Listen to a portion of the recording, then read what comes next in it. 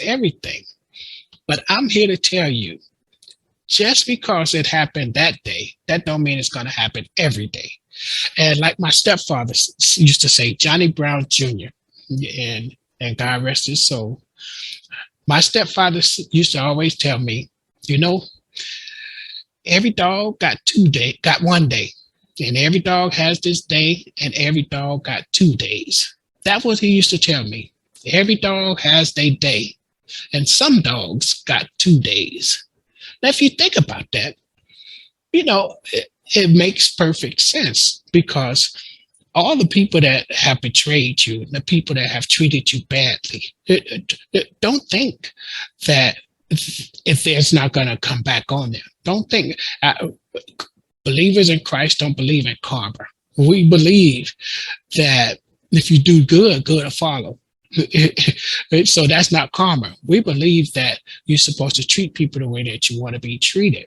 And if you have the love of Christ in you, all of these enemy types of emotions would not be in you.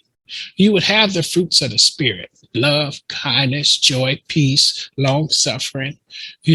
Those things will be in you to the point where you would want to help someone. You would want to be there to uplift, strengthen, and encourage them. Now, if you got somebody, some Joe Snuffy running around you or hanging around you, and they're always mad at you, they're looking at you sideways, or every time you give them a good praise report about something, now they got something nasty to say back. Oh, that's not all that good. Don't worry about that. That ain't nothing. You need to check if that person is a friend enough to be around you, or is that person going to eventually, and I'm not going to say might, I'm going to say eventually, they're going to eventually betray you in some shape, form, or fashion. Because you can't escape. A person cannot escape who they really are. Deep down inside in your heart, it's going to come out.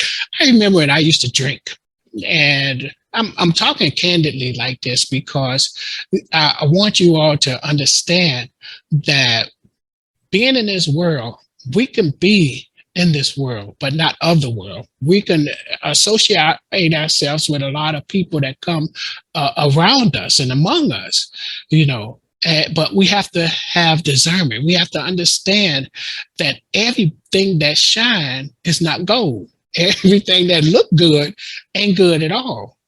So a person that comes and present themselves as this friend that's going to really help you, you have to still be discerning. You can't just take that person's word for it that they're going to be there. That your friend to the end, your ace boon and everything. You cannot take that for granted and believe that that's going to be the case when a person shows themselves.